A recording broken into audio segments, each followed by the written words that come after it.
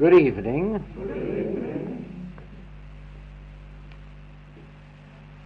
And we will start our final evening of this 1957 class in Holland with this question. Would you kindly explain to me the following? At your second class meeting, you told us that you need not give love to children because they have more than sufficient love to give away. No, that is not what I said. At least that is not what I meant to say. What I said is we do not have to be concerned about giving them love. We naturally are going to give them love. You can't anymore stop giving love to your children than the sun can stop giving warmth to the earth. No, you can't stop giving love to them. What I meant was that we do not have to be concerned so much about giving them love as giving them the opportunity to love. Now, many parents fail to see that. They think that if they pour love on them, on the children, that they are fulfilling their mission, but they aren't. Because all they're doing is developing a sense of selfishness. They're giving the love to the children, but not showing the children how to pour out love from themselves. And the secret of life is not in being loved. The secret of life is in loving.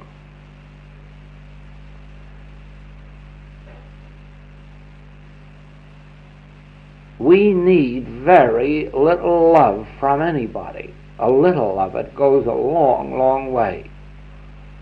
But what we need are opportunities for opening new ways to give or to express love. That is why yes, somebody, you, Doctor, mentioned the other night about, who was it? Mr. Linson, probably, that it's cheaper by the dozen. That was a book in the States. It's cheaper to raise 12 children than one. But behind that is this. Think of the joy of that mother in the amount of love that she was pouring out on those 12 children, and that father too. Think of the opportunities there is for parents to give and express love, and then you can see how much joy that couple had. So it is, when children are on the receiving end of all the love, they could very easily become selfish and demanding and expect it. But what of good is there in that? Expecting to be loved, demanding to be loved, wanting to be loved? No. When one child begins to take care of the next younger one, and that one begins to take care of the next younger one, and you give the child responsibility and an opportunity to love, you are bringing out the finest and highest qualities that humanhood has. So, with all of us, the more ways we discover to be unselfish in our loving, in our giving, the greater degree of happiness that we have. But surely you must all know cases in which some man or some woman had a mate that just poured out everything to them, and yet they weren't happy. They were too much on the receiving end and not enough on the giving end. Now, I do realize, as this question goes on and says, that psychology is always concerned with loving children for fear of giving it a complex. But let us say this for psychology: They haven't yet succeeded in any field of labor in which they have undertaken work. They have not yet won success to their credit, so we shall not take them too seriously. I have this on the authority of the Menningers, who are the top names in psychology in the United States. And over a public broadcast, they stated that they have not yet healed a case. And another woman with whom I've had opportunity to meet, who spent 22 years in psychology, told me that in no phase of their work, that is, in working among children, have they overcome juvenile delinquency. In alcoholism, they have not overcome alcoholism. In insanity, they have not overcome insanity. Wherein then have they succeeded? Certainly in our country, they control the courts, they control the schools, and they control the prisons. And so far there is no lessening of any of the evils of those things. So let us not take psychology very seriously at the present time. Of this, you need no one to tell you but your own experience. The person who loves much is happy. The person who loves much is inwardly free. The person who loves much has very little of nervous complexes because they have an outlet. And that is all any human being needs for harmony on the human plane, is an outlet. Whether they use that outlet in philanthropy, or whether they use it in world causes, or whether they use it in hospital work, or whether they use it in art, literature, music, as long as a person has an outlet, they will find contentment and peace. And the person who is just sitting back receiving it all is very apt to be the disgruntled one. That you need no psychologist to tell you, nor do you need me. That you must have seen in your own experience. Can you explain why you say it is necessary to have the consciousness of truth and why the knowledge of truth is not enough?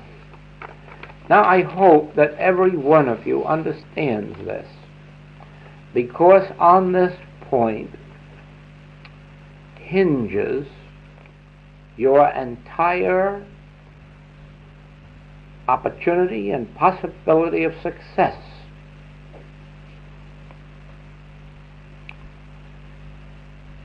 To know the truth is not sufficient to enable you to demonstrate the truth.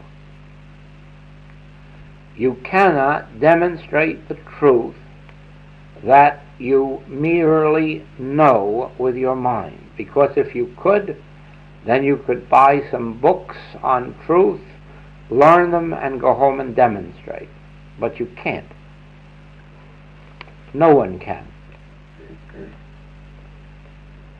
Knowing the truth is only a foundation for attaining the consciousness of truth. And it is the consciousness of truth that performs the miracles of grace. Now let me explain that to you. Probably throughout your entire metaphysical life, no matter what form of metaphysics you studied, you learned that error isn't a power. Now, how much of that have you proved?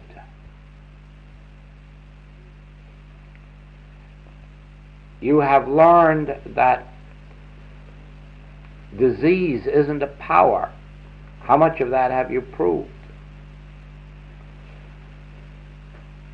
You know these truths with your mind because they're in books. But can you sit down and demonstrate over sin, disease, death, lack, limitation, and unhappiness? In the degree that you can, you have attained consciousness of the truth.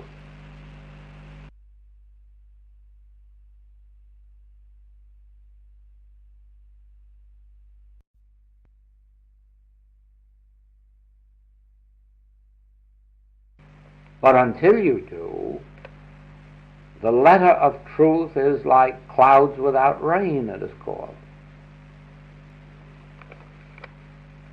Supposing,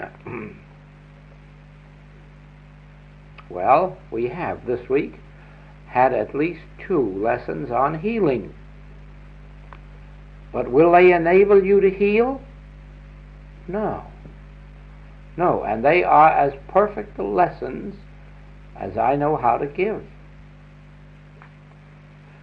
We have a chapter in the book, The Infinite Way, called The New Horizon.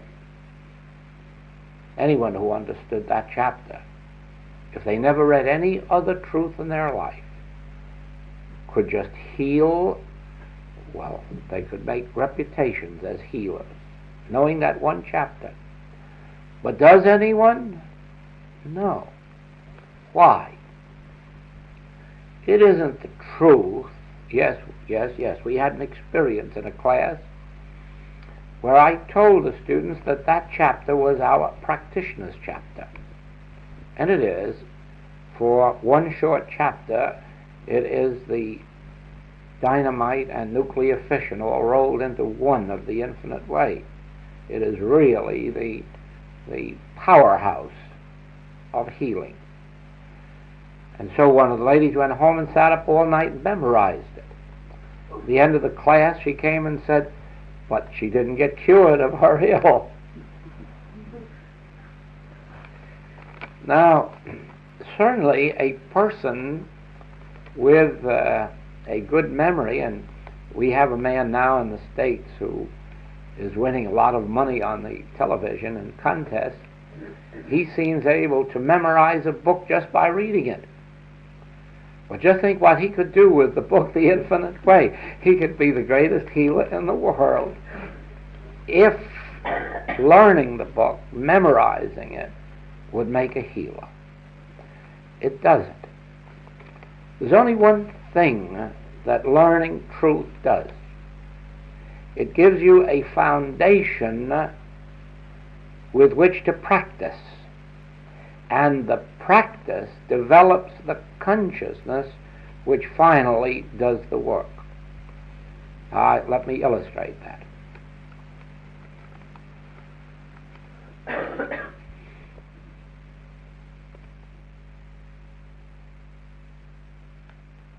At one time, when I was experiencing difficulty in bringing many things to fruition that should have been, the statement came to me from the Bible, "He performeth that which is given thee to do." And on looking it up, I found there were 2 such statements. The one, "He performeth that which is given me to do," and the other, "He perfecteth that which concerneth me." Well, of course, reading those 2, it would seem that all I would have to do now was stop and do nothing and let him do it. But you know by your own experience that doesn't work. But what actually happened was that each time these tasks would come to my thought, I would remember those passages. He performeth that. He perfecteth that. I lived with those statements. Each time something difficult came to me, they came out again. Each time something impossible came to me, this came out again. And I lived with it and lived with it and lived with it until it took root. And then all of a sudden I discovered that it's true. There is a He, and He does perfect that which concerns me. He does perform that which is given me to do. Now, it is in the same way We had a lesson here, a very powerful one this week, on one power. And we agreed in that there is no power of life in the heart or any of the organs or functions of the body. Because if all power is in God, then there can't be power in the organs and functions of the body.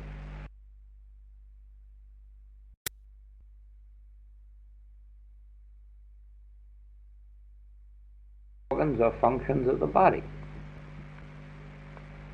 Because if all power is in God, then there can't be power in the organs and functions of the body. We would then be giving them dominion over us instead of we having dominion over them. Now, because this is truth, does not mean that we can demonstrate it. It means that we can take this truth, and each time that we are tempted with pain, discord, inharmony, inaction of some organs or overaction of some organs, we can remember this. Just a minute. The power isn't in the organ or function of the body. The power is in the kingdom of God within me.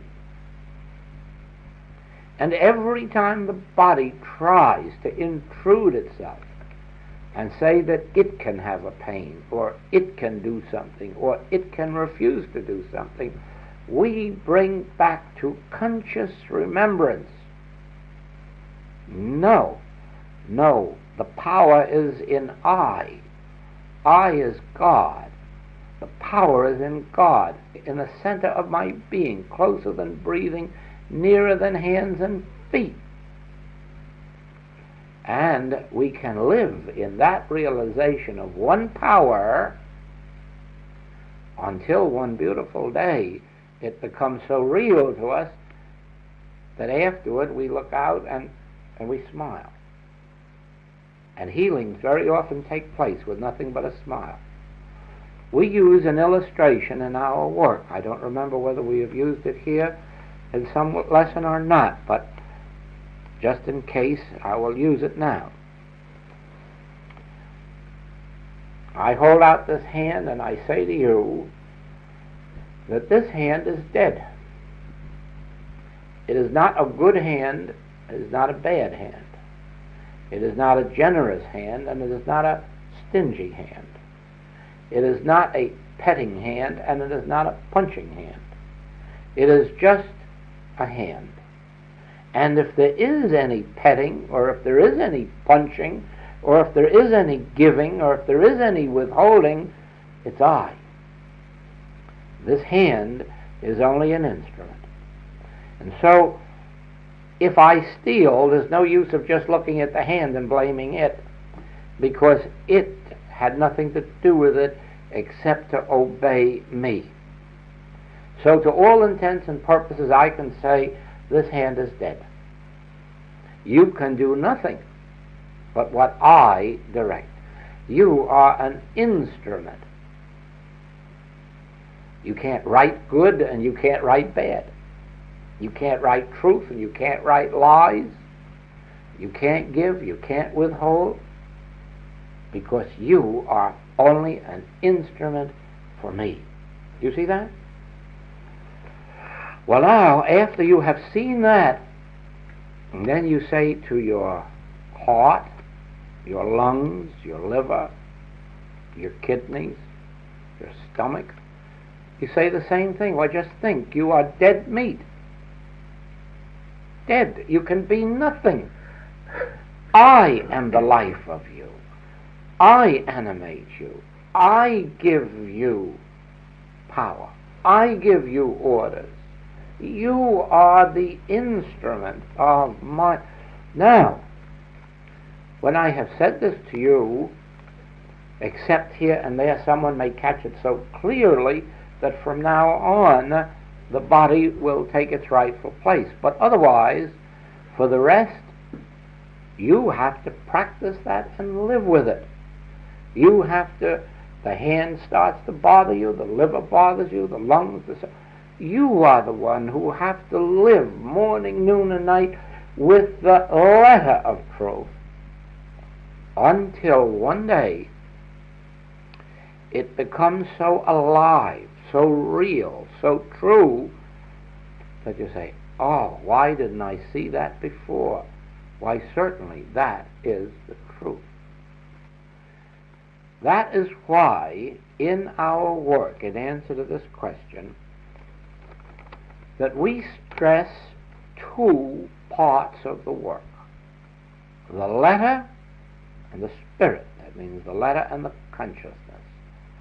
So it is, when we are called upon for help, we use both parts, the letter and the spirit, in our earliest stages.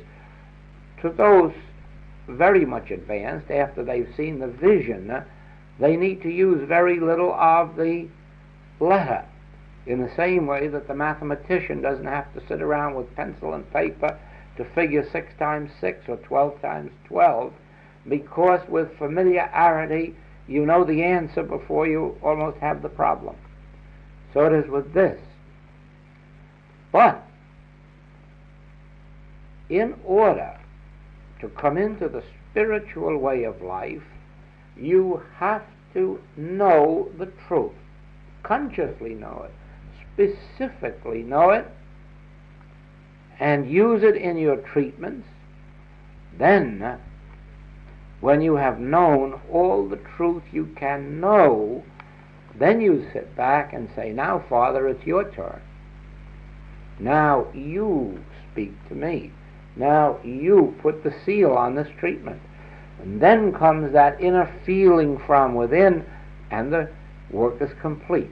Because then you're not dealing with blind faith. You're not looking to a God to do something for you. You have specifically known the truth. You have lifted yourself in consciousness to where you can hear that still small voice. Then comes the answer from within that brings healing. So it is. Will you please explain the importance of the correct letter of truth? Do you not see that if you were to accept this principle of the infinite way, of one power,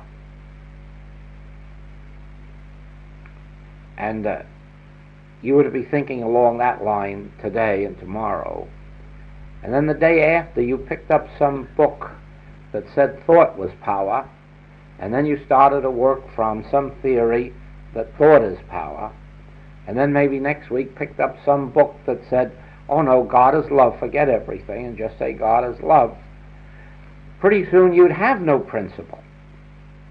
You would have no principle, because a principle is specific, a principle is absolute, and a principle must be adhered to. And if you change your principle each day, what letter of truth have you? Nothing. You might as well study piano with 2 different teachers at the same time, or 3 different teachers. You can't do that, because each has a method, each has a way of presenting, each has certain principles that the others do not have. And if you were to try 2 or 3 or 4, you'd soon find you had chaos instead of a principle. It wouldn't make any difference whether it were music, whether it were art, whatever it would be. You have to find a principle, and you have to live according to that principle. Now, take our subject of supply, which is an important one for all people in this work, because even though they themselves may not have problems of supply, they're continuously working with those who do have problems of supply, and if you haven't the answer, you can't help them. Now, the infinite way works from a principle in supply that I have never met with any other place or in any other teaching. Therefore, if you were to demonstrate through the infinite way, it would have to be that way and not a mixture of a dozen different ways. Our principle begins with, Son, all that I have is thine. Or, to him that hath shall be given. To him that hath not shall be taken away even the little that he hath. So, our principle states this,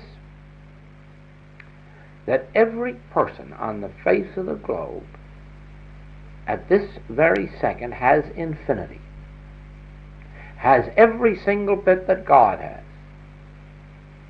They're not demonstrating it, that's true. But they have all that God is, I am.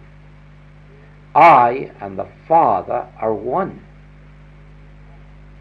Therefore, all that the Father hath is manifested through every individual on earth.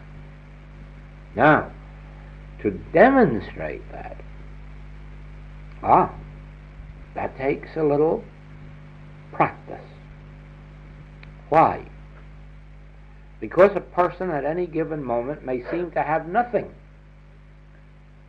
or very little, and to them there is nothing apparent in their mind but lack. And of course Scripture says, to him that hath not shall be taken away even the little that he hath. So if a person's filled with lack, you can be assured that tomorrow they're going to have more lack. And each day their lack is going to multiply until they'll have so much lack that there won't even be room to think of anything else. What you have in the house is what you will demonstrate. And if you have lack, that is what you must demonstrate. Now, when the Hebrew master found this widow badly in need of supply, instead of adding to her supply, he said, what have you in the house? And she said, oh, just a few drops of oil, a little meal. And she must have been shocked when he said, well, make me a cake.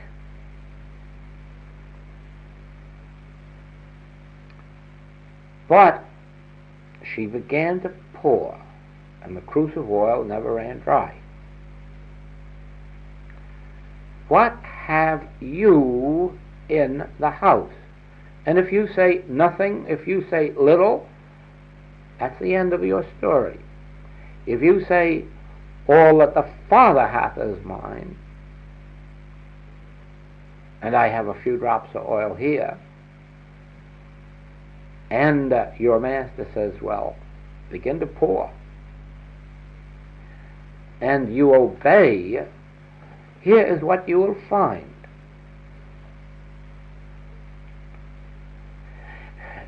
It may be pennies you have to share, or some old clothing, or some service to someone in need, or it may be only some words of truth that you could declare in a treatment, or a prayer, or a few moments of silence. Something you have in the house, something you have in your consciousness, and to demonstrate supply, you must begin to pour it. Now, whatever it is, and each one has to search themselves deeply to find what it is that they have, and they must begin not to seek to get, but to seek to pour. There again we go back to not to be loved, but to love is the secret. Not to get supply, but to let supply pour out. Now the Master, Christ Jesus, used that same principle. when he had a multitude to be fed, he said to the disciples, "What have you? What have you?" "A few loaves and fishes." Well, break and divide. There it is again. Pour, let loose. Break, divide, share, give. And they had 12 baskets full left over after everybody was fed. Now, I don't expect that anyone can say, that's the truth, so now I'll just start giving everything away. But I do say this, and I say it from lots of experience with loads of students.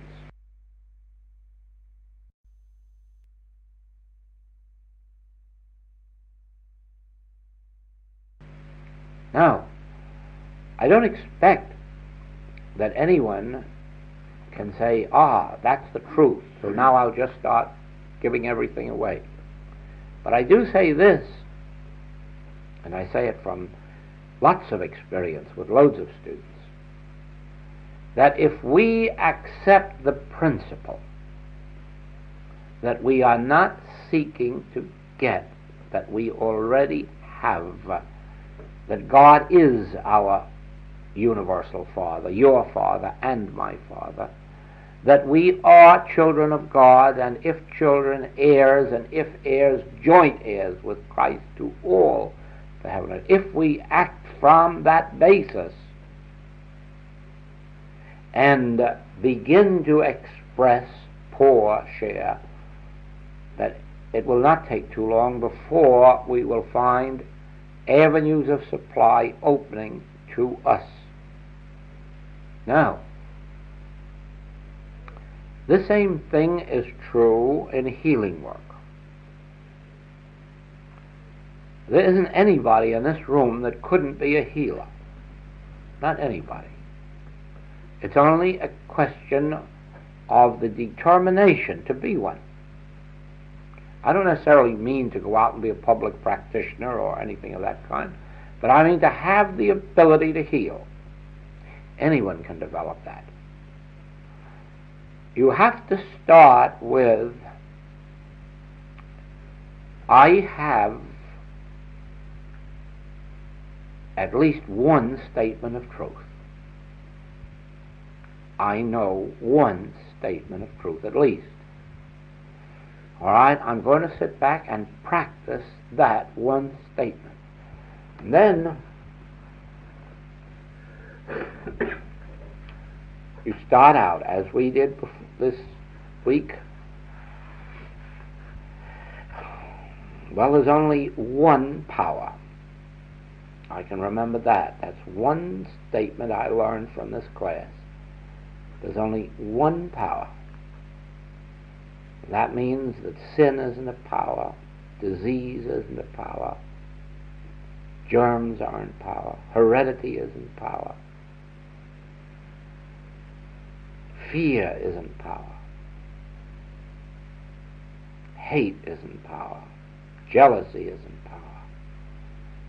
Only God is power. There is only one power. All power is of God. Where is God? For the kingdom of God is within me. All power is within me. Oh, what a tremendous idea. All power is within me. Closer than breathing, nearer than hands and feet. All power is within me. The power of God, the power of grace, the power of forgiveness. You must forgive 70 times 7. You have the power of forgiveness, the power of love, the power of life, the power of bread, of wine, of water. The power of resurrection is within me. Now just think what you do with one statement of truth as it unfolds, step by step by step. Just one thought of one power and then going back and letting all that means unfold. And you'd find that before you knew it, 5 or 10 minutes had gone by, and you were giving a full, beautiful treatment on the subject of one power. And then you'd sit back and say, all right, Father, speak, Lord, thy servant heareth. And you'd sit there for 2 or 3 or 4 minutes patiently, and then would come this inner feeling of release, and the work is done. Or if not, you might have to do it all over again an hour from now. Only you'd find that when you sat down an hour or two later, that instead of one power, some other statement of truth would come. Just one. One. Nobody ever needs more than one statement of truth. Because if you take that one statement of truth and pour, the power of the Christ will multiply it. And you will have enough truth flowing out from you to heal all the sick there is in the world. In the same way, we have the kingdom of God within us. And if that isn't true, we have no right to be here, because we have all taken the name of Christian. We have all taken the name of the follower of the Christ. That is the basic teaching. The kingdom of God is within you. The kingdom of allness is within you. And therefore, starting with that as a premise, and taking the few drops of oil you have, or the few loaves and fishes that you have, or the few statements of truth that you have, and letting them flow out from you, you will find they will multiply. They'll multiply, and with power. And so it is. Whether it is developing truth so as to heal, or whether it is developing supply for ourselves or for others, the principle is the same. I already have it. To him that hath shall be given. I already have the kingdom of God. I already am joint heir with Christ. I already am about the Father's business. All that the Father hath is mine. And all we do is abide in that, abide in it, live in that word, and let that word abide in us. And then in a moment, one beautiful moment, the light dawns and you say, oh, I see, it's really true. That is the truth, and you feel it. Then comes the demonstration. Now, I give you that as a principle. And according to our teaching, that is the correct letter of truth insofar as it refers to supply. And if you were to work with that principle, eventually you would develop that consciousness. But supposing you work with that today, and then tomorrow start to work with something about how to attract money, and the next time about how to get a Cadillac car, do you see what I'm getting at? If you haven't a correct letter of truth, you'll have 3 or 4 letters of truth, and you'll have nothing but chaos. Always, in following a spiritual path, remember this: nowhere in our writings does it say that everyone should follow the infinite way. Nowhere does it say that only the infinite way is truth. Nowhere does it indicate such a thing.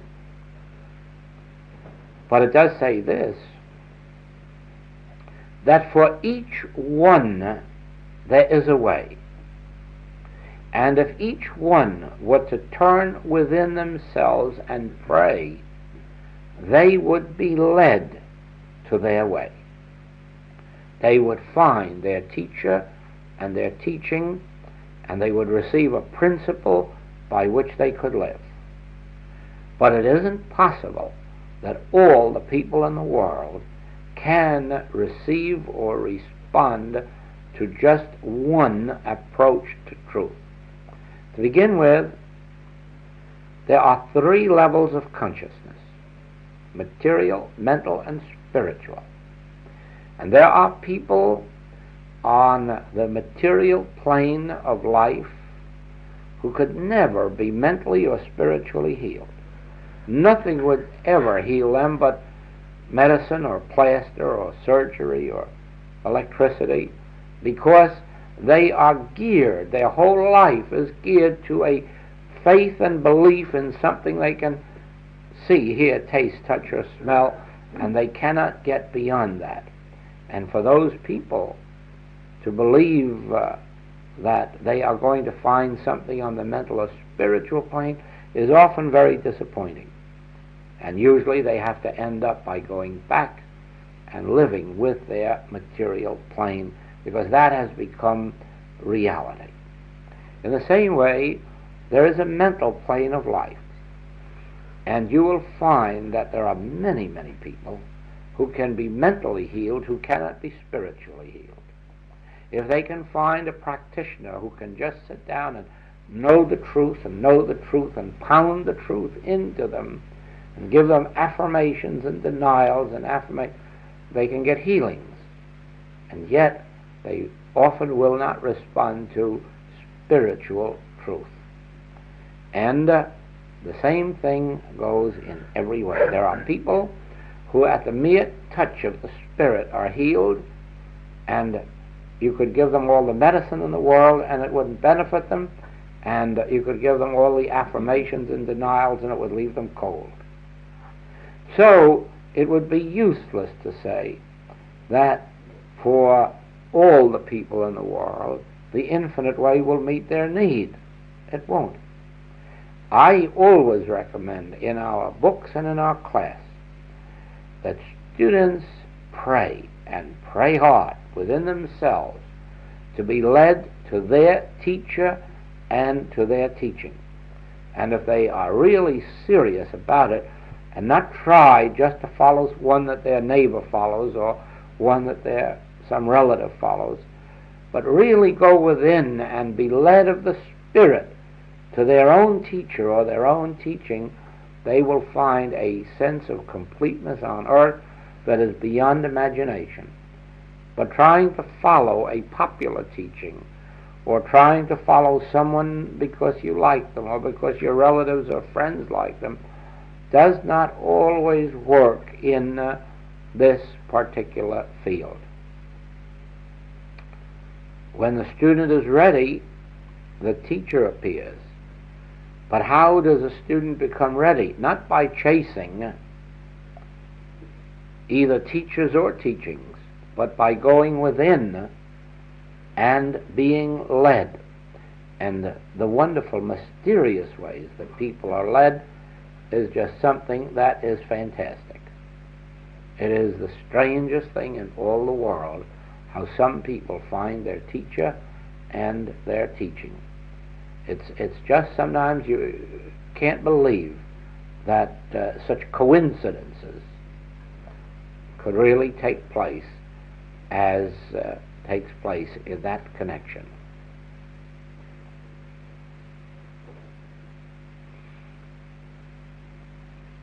So whatever teaching one follows, the rule still applies. Learn that teaching, that letter, and then practice it until the consciousness is developed. And that certainly applies to this. And there must be that consistency. If you are working from the standpoint of, I have, therefore I must pour, then stick with that and stick with it, stay with it, remain with it, until it takes over and the harmony comes. Let us stop for a few minutes for meditation. Supposing, well, let's imagine for a minute that there is no one on earth but you, just individual you. There's no one now to turn to for anything.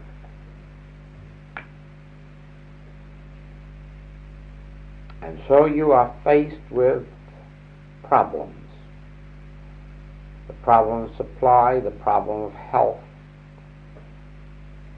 the problem of continuity of being.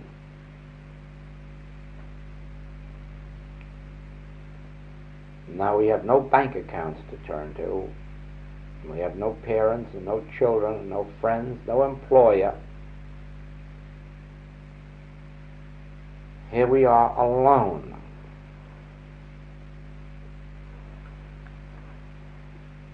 Now there is one thing that we have. I'm speaking now, us, right here. Any one of us, not all of us together, because there's only one, remember. But this is true now of anyone in this room. There's one thing that we all have, and that is the remembrance that I and the Father are one.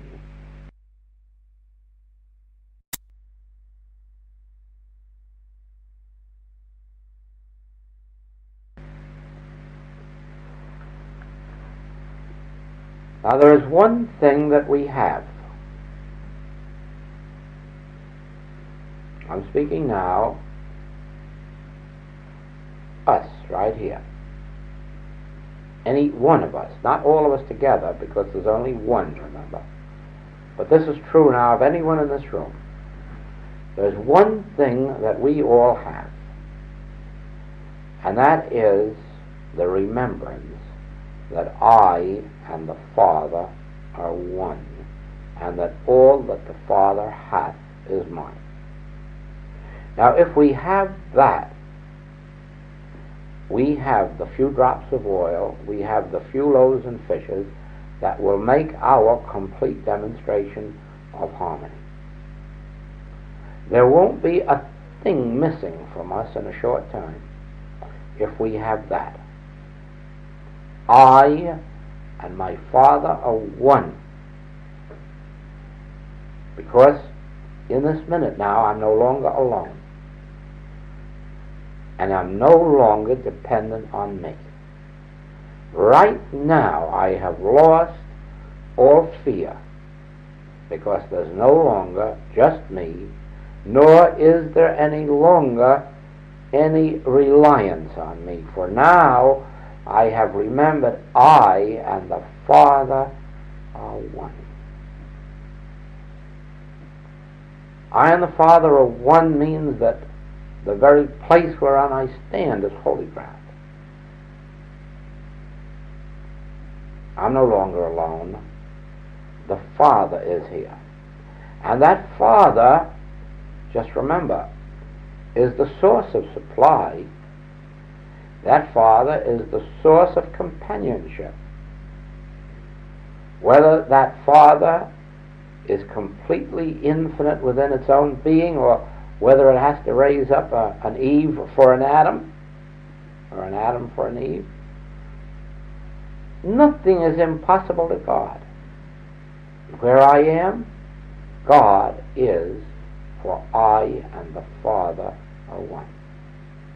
All that the Father hath is mine. The life, the continuity, the infinity, the perfection, the completeness. I and the Father are one. All that God is, I am. All that the Father hath is mine. Whither shall I flee from thy Spirit? If I go up to heaven, thou art there. If I make my bed in hell, thou art there. If I walk through the valley of the shadow of death, thou art there. At no time, in no place can I be where God is not. And what more can I need or want but that? Is not God the fullness of life? In thy presence is fullness of life. Where the Spirit of the Lord is, there is liberty. And that's where I am, where God is. That's where God is, where I am. For we are one, and not two. Inseparable, indivisible. I and the Father. All right, now, we're not quite in that position, but certainly our demonstration should be as if we were. Each person on earth should be able to live in the realization that I can tabernacle or associate with all on earth, but I don't need them. I and the Father are one. And in that fullness of life, everything and everybody necessary to my unfoldment is provided. Therefore, I don't have to hang on to anyone or anything except God. And then God provides me with person, place, thing, circumstance, condition, degree, amount. Until we individually have that relationship with God, we are not demonstrating what the Master came to teach. For that was his message. The kingdom of God, of allness, is within you. You need not fight. Put up thy sword. You don't have to rely on the sword for your defense. The Father, that is the defense. Resist not evil. The Father is the defense. Resting, relying on that realization must ultimately bring our harmony. The fact that we go through some periods of discord, inharmony, all of these different things in the human plane of life, that's unimportant. The important thing is that we have been given the remedy. And ultimately, each one will drop the vast majority of their problems and find themselves alive in their spiritual integrity and their completeness. So that problems do not really seem problems anymore. They seem opportunities for greater growth, greater development, greater opportunities to bring forth the principle and demonstrate it.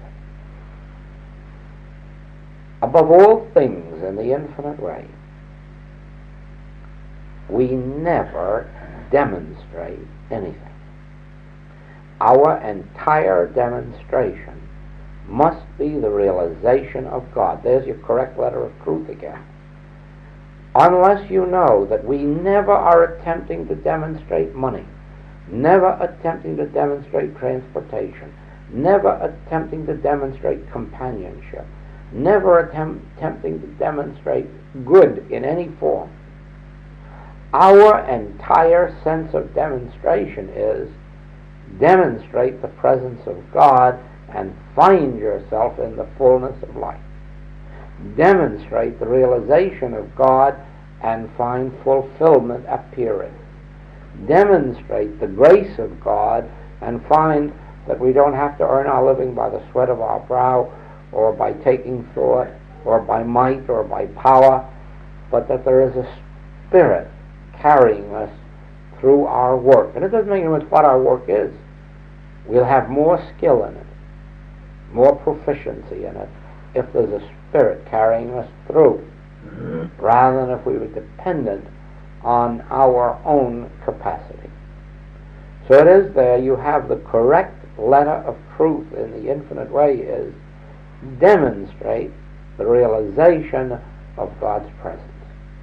Demonstrate the Spirit of the Lord where you are. Demonstrate the truth that where God is, I am.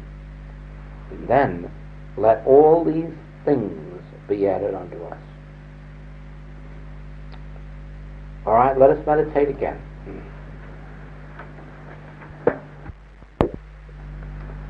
Now, for the foundation of all this work, and as you see, meditation is our principal foundation. because whatever we want is brought forth from the kingdom within through meditation. For the foundation of that, there are now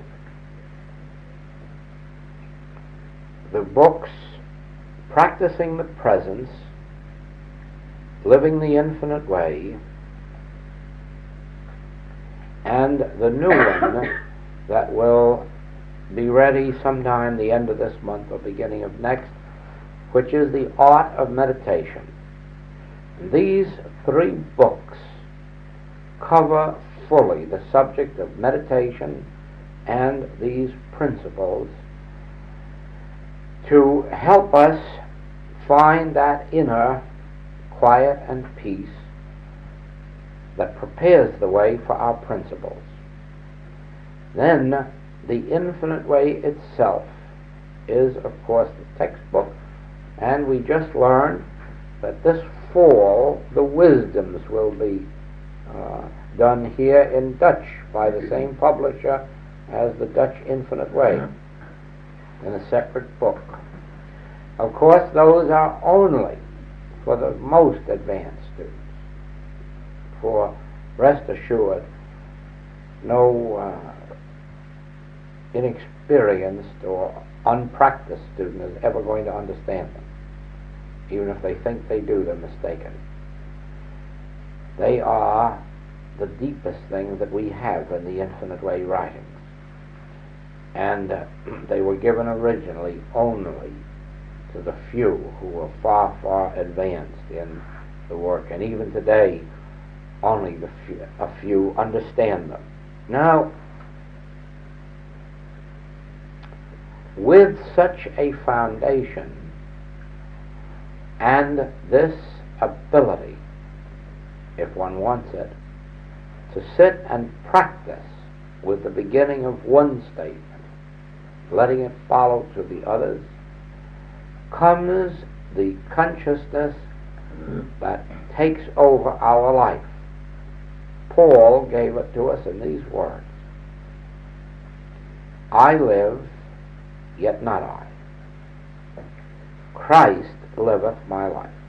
That means an inner something is continuously imparting itself to us, giving us guidance, direction, wisdom, power. It provides every step of the way for us. But that Christ doesn't come, even though it's always within us. It doesn't take over until we have made contact with it through our ability to find an inner quiet and an inner peace. I do not know how to say anything further to you except that as you study these writings, one truth after another will take root and become your consciousness of truth. Don't think that by reading it that you accomplish it, nor even by hearing it. But the constant reading, the constant hearing, plus those hours of practice as each problem arises, that is what gives us our proficiency in this work. Never be discouraged because problems come up to you. Never be discouraged that problems do not readily yield of those who come to you for help. For we have all experienced and are continuing to experience the same thing, that as long as we are on earth, problems of one sort or another come to us, mostly minor ones, but nevertheless they come. And we find that in the working out of problems with our patients and students, that we really need patience, because until the patient or the student is yielding to the spiritual impulse, even if they received their healing, they would not be too much better off. So it is that it requires patience. One thing that is important to remember, and that is that at no point must we permit condemnation of our patients or students to enter our consciousness if we would seriously help them. In other words, our function isn't to judge them, criticize them, or condemn them, but to reach through to that spiritual center of them, for when we do, there'll be nothing left in them to judge, criticize, or condemn. And that is our function. Not to blame the thief on the cross, but to heal him. Not to blame the woman taken in adultery, but to heal her. Not to blame the man born blind, but to heal him. Do you see that? That's our function, to heal, to heal, to heal. And we never can, while we're sitting with a human sense of judging, criticizing, condemning. Yes, it is true that there will come occasions when students are not living up to their highest sense of what's right, and you want to get rid of them, because you can't drag them into heaven against their own will. But those who are striving to the best of their ability, our function is to be patient with them until they do open up.